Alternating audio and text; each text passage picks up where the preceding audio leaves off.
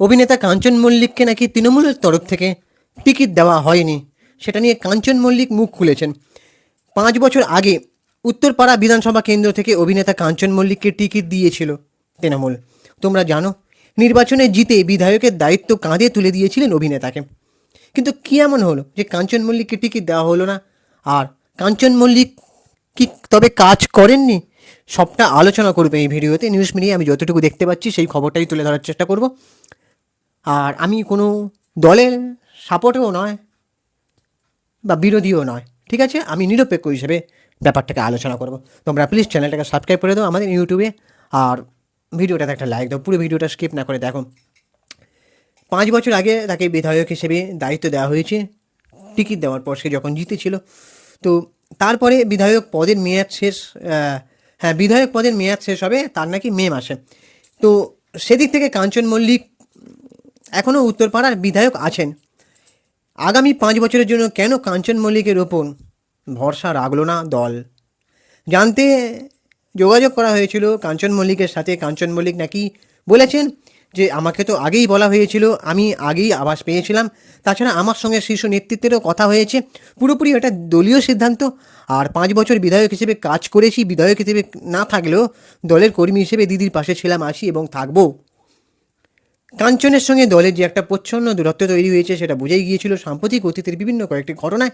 সেই ঘটনাগুলো কি যে দলীয় অনেক কর্মসূচিতেই সেভাবে নাকি দেখা যেত না অভিনেতা কাঞ্চন মল্লিককে।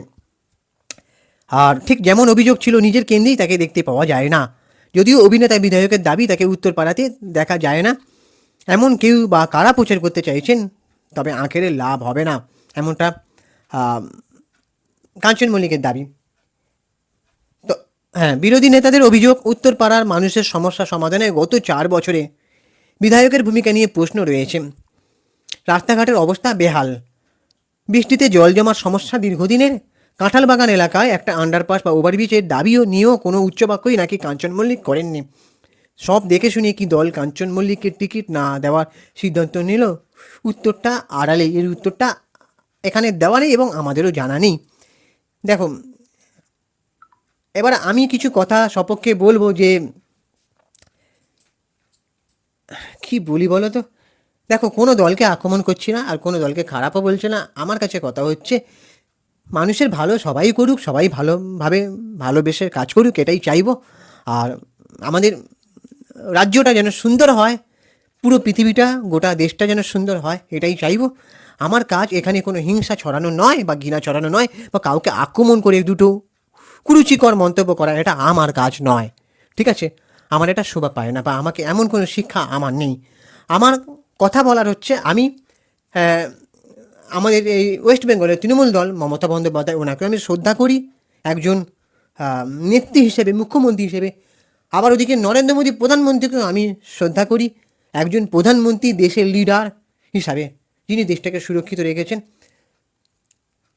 দুজনের কাছে আমরা আশা রাখবো, প্রত্যেকবার রেখেছি এবং ভবিষ্যতেও রাখবো, যেন দুজন মানুষই একজন দেশের জন্য, একজন রাজ্যের জন্য ভালো কাজ করুক।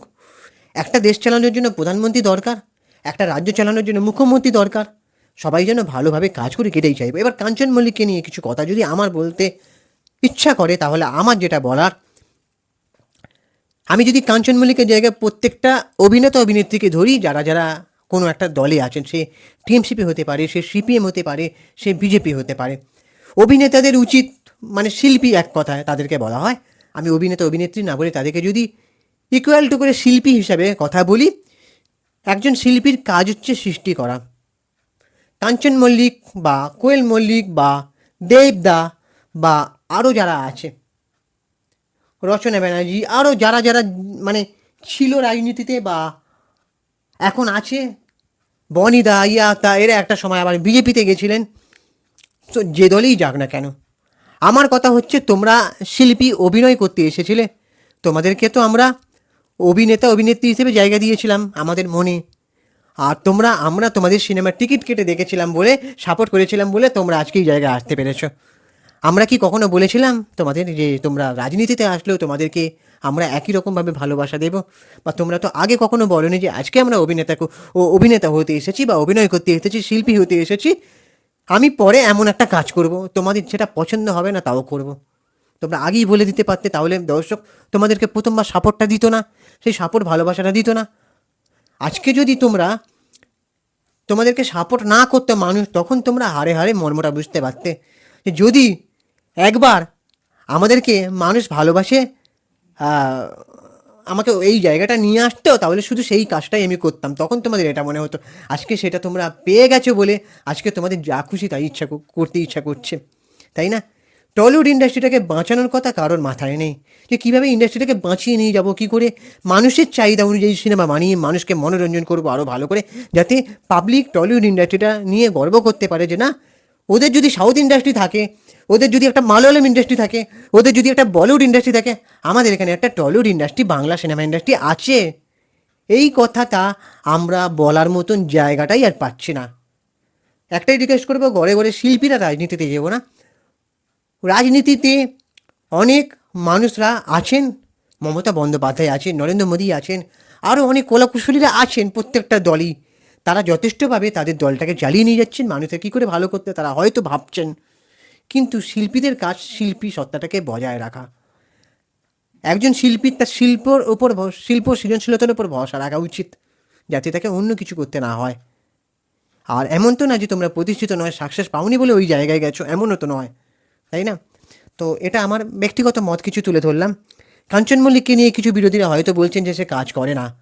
তার মানে দেখো, তুমি হয়তো সেই জায়গাটায় যাও না বলেই তোমাকে নিয়ে লোকে এই কথাটা বলছে, যে ওই জায়গায় যায় না, কেন্দ্রে দেখা যায় না, বিধায়ক হিসেবে মানুষের ভালো করতে দেখা যাচ্ছে না, এই প্রবলেম হচ্ছে, সেই প্রবলেম হচ্ছে।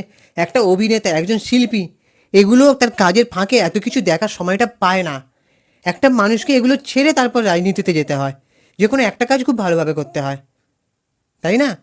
আমি তো আর দেখতে যাইনি যে কাঞ্চন মল্লিক কী করছেন কী করছেন না, কিন্তু এটা বিশ্বাস করি যে একজন অভিনেতা যে অভিনয় করে, তার কাছে যদি ভালো কোনো স্ক্রিপ্টের অফার আসে, সে কি সেই রাজনৈতিক মাঠের ময়দানটা ছেড়ে, মানে অভিনয়টা, সেই ভালো স্ক্রিপ্টের অফার ছেড়ে শুধু রাজনীতিতেই করবেন তো না?